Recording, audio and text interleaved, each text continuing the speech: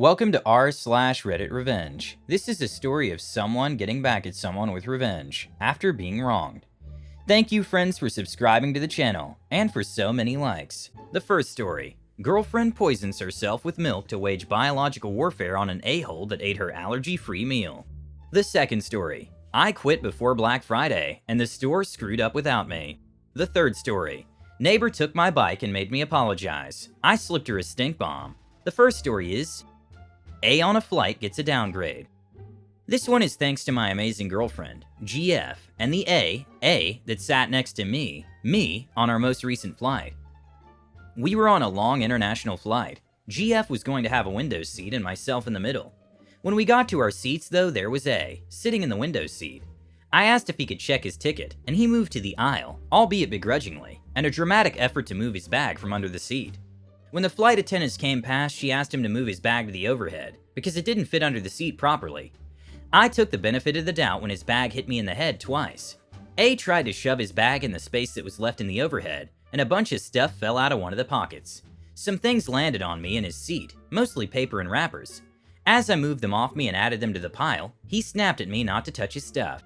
So needless to say, it wasn't the best start to a flight, especially knowing we were stuck together for the next 10 hours.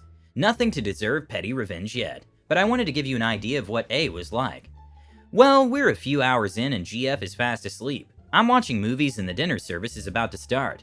My GF is unlucky to be lactose intolerant. Not bad, but she'll need the toilet a lot the few hours after eating milk products. Lucky for her, on flights, this means she gets her food before everybody else. My GF and me have an agreement not to wake the other up for food on these flights, as sleep is greater than food. The flight attendant delivers the food and I accept it for her, then ask A if he minds letting me out to use the toilet. He's clearly annoyed by this. I normally find this is perfect timing, because once the full trolley service starts, getting to the toilet or back to your seat is a pain, and the line for the toilets is always short just before food service. I leave girlfriend's food on my tray for if she wakes up, and go to the toilet. I'm gone for a couple of minutes, and when I get back I can't believe what I see. A is filling his mouth with GF's food. Me, what the hell mate, that's my girlfriend's food. A, well she wasn't eating it. Besides, allergies are all in the head. Me, you're an effing A. GF wakes up and people start looking. Can't blame them, it's in-flight entertainment and I'd look too. GF, what's going on? Me, this D is eating your food. There was then a bunch of name calling from both sides, and a few people around us chime in too. A flight attendant rushed over and was able to calm everybody down. She makes A get up so I can sit back down. My girlfriend with a cool head asks the attendant to check if there are any options she can have, and that may contain or processed in a facility with milk is fine. A looks like he's enjoyed my girlfriend's meal, and the flight attendant offers girlfriend the chicken, which comes with a dessert that may contain milk. Time for the petty revenge. The moment my food hit my tray, girlfriend sneakily grabbed the cheese packet and ate it with the biggest smile on her face. 20 minutes later, she was asking if me and A to get up. She comes back. 10 minutes later, she asks us to get up again. She comes back and the process repeats again. A eventually snapped and said he wouldn't get up again. GF asks if they could swap seats. A seems to have forgotten our first interaction was he didn't want to give up his stolen window seat. He refuses to swap seats and tells her to F off. A is living up to his name and continues to refuse to move. People are telling him to get up, and the flight attendant comes over. Just so happens to be the same one from earlier. We explain the situation, and GF bluffs that it must have been the dessert for getting to mention the cheese she stole from me. The flight attendant offers to move A, and he accepts with an SH-eating grin on his face. GF goes to the toilet, and I enjoy some extra legroom. When GF gets back, she looks a bit too happy. She went on to explain that when she came out of the toilet, she saw A again. He had an aisle seat right next to the toilet. I hope he thought eating my GF's dinner was worth the annoying toilet light, flushing, smell, and people constantly standing in line next to you. The second story is, won't pay me what I'm worth? Enjoy Black Friday. Background. I worked in the phone department at Buy for about 3 years. I come from a Radio Shack before this job, so I knew how to sell phones. Over those 3 years, everyone I had started working with who already knew how to sell phones moved on to greener pastures. Before I knew it, 2 years in, I had trained everyone on the team how to sell phones, including my direct manager and assistant manager. It wasn't too bad. I liked the people I worked with. My manager basically made me pseudo-manager in his stead, because he wasn't really willing to learn the intricacies of phone carriers. So I basically got final call on how to handle difficult situations with customers or carriers. But then the penny dropped. I was conversing with a new coworker I trained. Me, so how you liking selling phones, bud? Coworker, it's complicated and kinda hard, but at least now I see why we make what we do. Make what we do? Me. What do you mean make what we do? How much are they starting you off at? Keep in mind this is a brand new employee. It's literally his first job. Coworker. Oh, $15 an hour. What? I was making only $14.50 an hour, and I had already worked there for 3 years. So I immediately start looking into my job role. I found on the company website that the pay scale for my job role is $13 to $17 an hour in my area. The next day, I ask my direct manager. He apologizes and explains that he doesn't get to directly change pay scales that much, and that that's a decision for the general manager. So I go talk to the general manager. Me, hey GM, I was looking at the pay scale for my job, and I wanted to see if we could raise my pay to the upper end of the pay scale, $17 an hour, since I'd been here for 3 years, and have trained every one of my coworkers on how to sell phones, despite that not being my job role. GM's eyes narrow. GM, Bailey the nerd, why don't you walk with me? Note, I'm not going to post the full conversation here, because he spent the next 15 minutes walking me in a loop around the store, explaining to me that no, he would not give me that raise. Truth be told, I tuned out the majority of the conversation after that very firm no, but I did pick up the following excuses. It wasn't in the budget. I hadn't been to the store long enough. That's not how it works. It wouldn't be fair to coworkers with the same amount of tenure. I was seeing red, and very nearly quit on the spot, but my cooler head won. I'm not someone who's going to go out when there's such a prime opportunity coming up. You see, this conversation happened in late October. Now, tell me class, what holiday comes next month? I start my job searching. Eventually, I find another job selling phones for $17 an hour plus commission. By the way, that job sucked worse, so don't sell phones, kids. I buy my time, and 15 days out from Black Friday, I walk up to the GM and hand him a note. GM, what's this? Me, it's my 2-week notice. GM, your 2-week notice? Me, yup. GM, 2 weeks from Black Friday? Me, 2 weeks from Thanksgiving actually, but who's counting? GM, ah. He retreated into his office. I didn't get the begging or panic that I was hoping for, but oh well, at least I'm getting out. The days roll by. I get more lax in my job, but still help my coworkers when they need it, because I loved all of them. 2 days before my last day, GM approaches me. GM, so Bailey the nerd, I was wondering, is there any way we can convince you to stay working here? Me, probably not, but feel free to shoot your shot.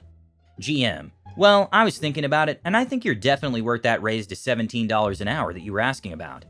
Me, wow, how gracious of you, but I'm afraid you'll have to do better than that. My next job is $17 an hour plus commission. GM, well, what could I do to keep you? Me, well, you could have appreciated the work I put in before I found a better paying job. GM, right. Fallout. Their mobile sales were a mess on Black Friday. While all my coworkers that I taught were fully capable of selling phones by themselves, they'd get confused or caught up on the intricacies of when things went wrong. If a phone number got stuck in a port, if the wrong SIMs were scanned, etc., they relied on me for all of that. Most of the phones that ended up getting sold were sold to resellers and fraud customers, which causes chargebacks from the carriers. The mobile department had probably its worst month ever after I left.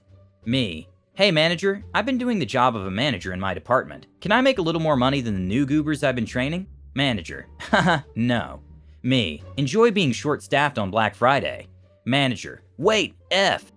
Another option would have been to cut back to what $14.50 an hour deserves. No more training employees, no more helping with stuff, getting caught up on carriers and all that, etc., until you got paid what you were worth. Left that job for a government IT job, never returning to retail ever again. That bluff has worked on many employees. His weak link, however, was, I was not some teenager or lifetime employee. I have self-respect. I was ridiculously overqualified for that job in the first place. The last story is, busybody neighbor took my bike, so I fish-bombed her apartment. This happened back in 2013, but I just remembered it while talking to my mom the other day. For some context, this happened while my family was still living in Germany. My dad had just lost his job, which prompted us to look for less expensive housing options, and we moved from our relatively nice older apartment building to one of the prefabricated concrete ones in a different district.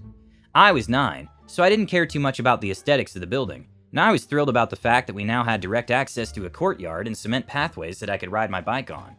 While my parents were still unpacking, some of the kids from down the hall came to our door and asked if I wanted to ride bikes with them, which became our weekend routine for a while. It only stopped when an old lady from the same side of the hall made a complaint about us being in the courtyard.